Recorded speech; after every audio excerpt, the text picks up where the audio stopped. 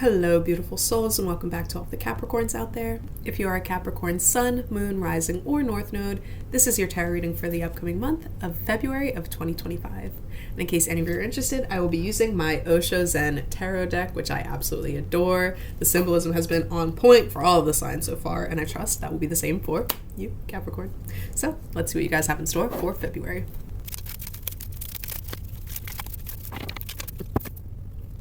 All right, Capricorn. The first card we had fall out upright, so I saw her immediately, is the Four of Pentacles, which is the miser. And then we had this one fall out upside down, so I had to turn her over to see the Four of Cups. Turning in. Then the third card is the Queen of Cups reverse, which is receptivity. Even reverse, do you see that face in there? Anyway. And then at the bottom of the deck, we have the Tower reverse, breakthrough. And then the Page of Swords was under the Tower.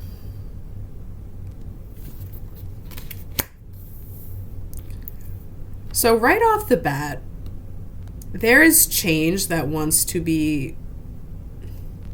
there is change, I think, happening actively in your life.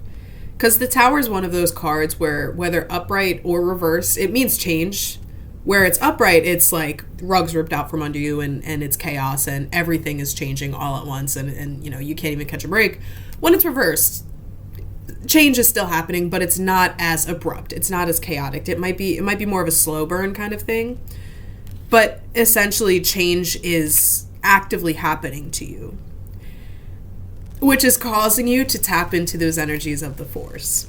So with the Four of Pentacles, it's grasping onto every last penny you have, every last item, every last physical thing. It's like hoarder energy, where you think if you don't put your money immediately in savings or pay bills immediately or if you get rid of this one small trinket that you might need 3 years down the line, everything is going to go kaput. So there's this act of no, it's mine, you can't take it from me. And I think it's in response to the fear of change, which Capricorn, you guys are the staple head of stability. But as a cardinal sign, you're used to navigating change. You're used to being the leader that can bring yourself through change as well. And this might be dependent on, your other signs or other modalities that you have. But ultimately, Capricorn is usually very level-headed. So it makes me feel that this desire to grasp on is a fear response of some sort. Of literally something that happened to you in life, where you may have lost everything. Maybe when you were a kid, your family decided to up and move to a different state. So you lost your friends, you lost your childhood home, you had to get rid of a lot of things to move. And so there's still this aspect of you that's hurting from that.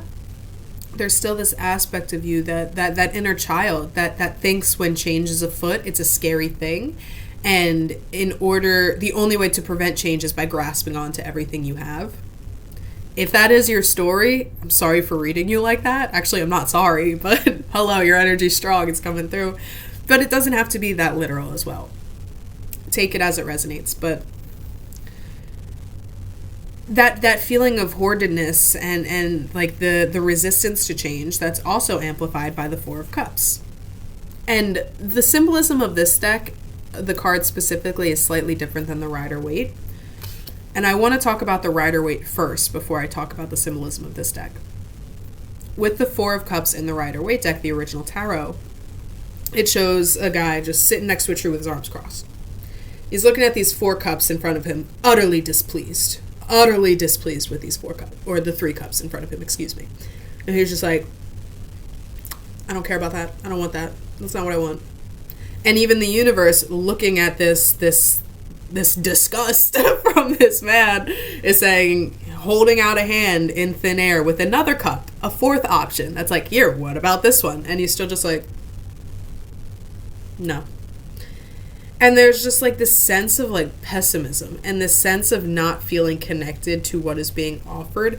And there's not even a curiosity to try out what's being offered. And there are different ways to interpret this. There's 644. There is one side. You could look at it as, well, I know what I want and I know what I'm worth, and all of these options presented to me do not meet those standards, which is very Capricornian of you. Cornucopia.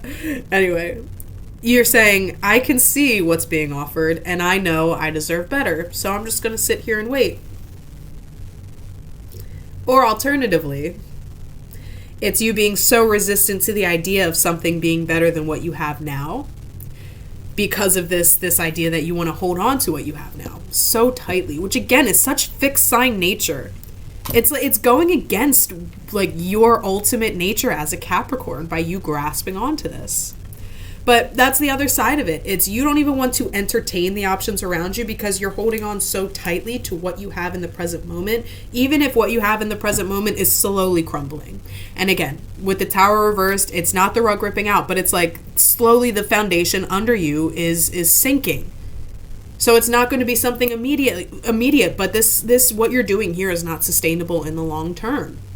If you stay in a house on a shaky and crumbling foundation, what's going to happen eventually? The house is going to fall. And are you going to go down with the ship? Like, are you going to sit there and wait and wait and wait and wait and wait and wait and wait and say, well, it's still good now. I mean, my floors are creaking a little more than I'm used to, but it's fine. And then another year down the line, we actually had to stop using that bedroom because it's actually unlevel now. So every time I put something on the counter, it just rolled off. It's like, okay, shouldn't you get that fixed at least? If you don't want to leave, get it fixed. You're like, no, it's fine. It's fine. It's like it's the Page of Swords coming through. You're ignoring these very clear signs that are being rapid fire projected into your mind right now. Or even if not into your mind, like you are seeing it in real time, but you're ignoring the logic of what to do next that's coming in your mind because you want to grasp so tightly onto what you have. You don't want to leave. You don't want to leave for whatever reason. And those reasons are valid, but it comes to a point where, yes, you can validate your feelings. You can acknowledge the validity of what you are feeling, especially in relation to any past circumstances that you went through that caused you to feel this type of way in the present, that caused you to feel to cling on so tightly because you're afraid if you let go of even one thing, everything's going to change.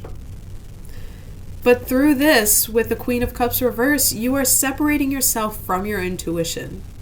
So it's like you are not being logical with the evidence that's being presented to you in real time. You're ignoring like the icky and weird thoughts that are coming from that and the feelings that bubble up in relation to that.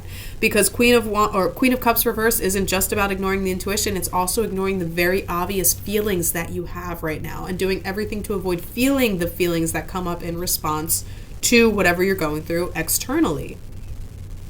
And once you start actually acknowledging and feeling those feelings and releasing those feelings, oh, I can feel it in my heart, it's tight. Take a deep breath, Capricorn. There's healing work you have to do. There's healing work you have to do. And based on the feeling in my heart, eventually it's going to be deep healing work, but that's not the purpose of the healing work right now. You need to take it little by little, step by step. Oh my God, it's so tight in my heart, like my chest. Oh my God. Caps, do some camels. Open up your heart center. Let me take a second. Because it's like exhausting, this feeling. It's draining. And it's just going to get heavier the more you ignore it. It's just going to get tighter the more you ignore it. It's just going to be harder to move through the more you ignore it. So stop ignoring it. Stop ignoring the very obvious evidence, the very obvious signs that the world is presenting you that the change is coming. It's not even a matter of if.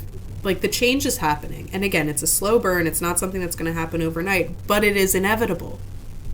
And the longer you sit and hold on so tightly to what you have in the present moment, the harder it's going to be. It's way easier to sell a house when, only one of the 100 pillars under the house has cracked under the weight of whatever. That's easy. That's fixable. That's something you can manage. That's something a new buyer would be willing to manage without you even having to lift a finger. But if you wait until the foundation's so crumbled that your house is literally leaning, nobody's going to buy that house. And you're stuck with a mortgage. You're stuck with the house you can't do anything with. You can't live in. It's slowly crumbling. And you can't make money to start anew elsewhere in a new house that actually is level and stable. Like, you're literally trying to exist in this crumbling foundation. And the longer you try to stay in this crumbling foundation, the more that is going to mirror in your outer life. And again, like, this goes so against the norm for you, Capricorn. It's so against your nature. And you know what I just realized? The Queen of Cups is one of Cancer's tarot cards. Which could mean a couple things. You're ignoring a loved one that's a Cancer in your life that wants to help you move through this emotional stagnancy because they see how much you're struggling and they know if you just feel your feelings, you can get out of this. Alternatively, and some of you aren't going to like this, some of the healing you have to do revolves around a mother wound that you've been ignoring for way too long. Way too long. And perhaps it could be both. Perhaps it is a mother wound that there's a trusted Cancer in your life that you know can help you move through it that you've been ignoring because you don't want to hold yourself responsible for your emotional healing. T. Ooh, that wanted to be said. Ultimately, before I shuffle again, the symbolism of this deck, because I said I'd get back to it. The symbolism of this deck shows that if you don't want to take on the opportunities that are presenting to yourself with the 3 cups in front of you and the 4th cup being handed to you by the universe, it's time to tap in. It's time to meditate. It's time to connect back with your energy. And this is going to be a direct route to healing anything that needs to be healed as well, because once you tune in, the things you're ignoring consciously cannot be ignored unconsciously. And when you meditate, when you go on walks, when you journal, when you create, however you meditate, however you get yourself in the present moment, there's no ignoring the big feelings that exist underneath. So if you need a way to start tapping into that healing energy, meditation. And you'll see, like, all of these faces represent, the for lack of a better word, the demons that need to be worked through, the projections that need to be worked through. But you can see her energy just by her closing her eyes down. The first minute, her energy is creating a boundary around her. Subtly, but it's there. So her energy and her ability to tap into herself is stronger than anything these projections can control. So don't be afraid of what's within. The longer you ignore it, the bigger it gets. In February, again, it's not going to be deep healing work. It's going to be the start of probably a long time healing journey, which is good because it makes it manageable rather than just diving into the Mariana Trench. It makes it manageable. So don't be afraid to take that first step. Don't be afraid to do that first meditation. If you're used to doing guided meditations, turn them off. Listen to music, like solfeggio frequencies. When I say music, that's what I mean. Or challenge yourself. Don't listen to anything. Guided meditations are good to an extent, but they should not be relied upon for overall meditations.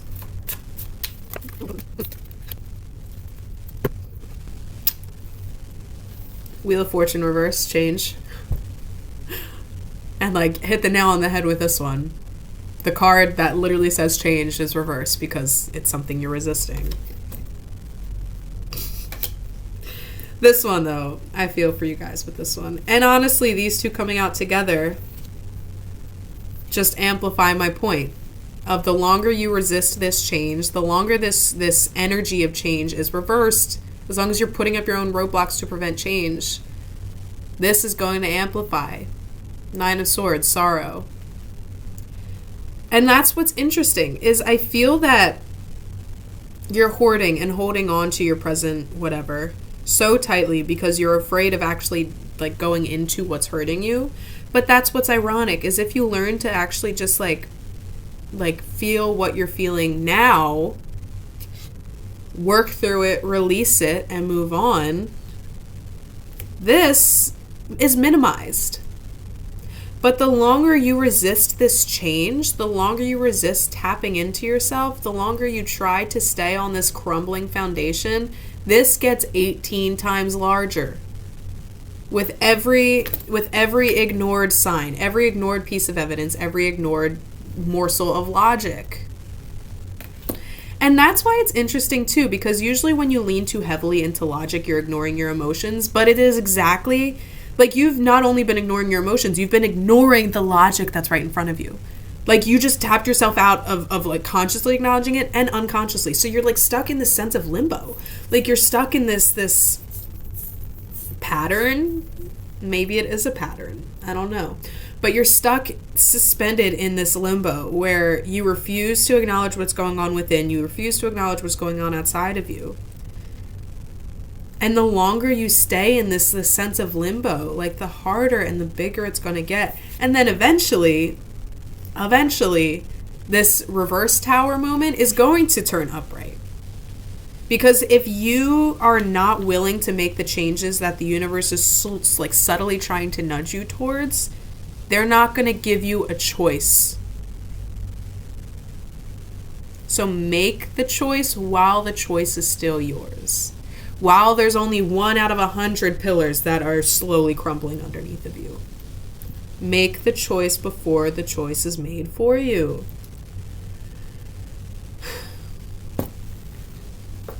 We also had the King of Swords at the bottom of the deck, represented by control. And guess what's under the King of Swords? Death. Transformation. I got through to you guys. And the King of Pentacles was under death. Oh, I have chills.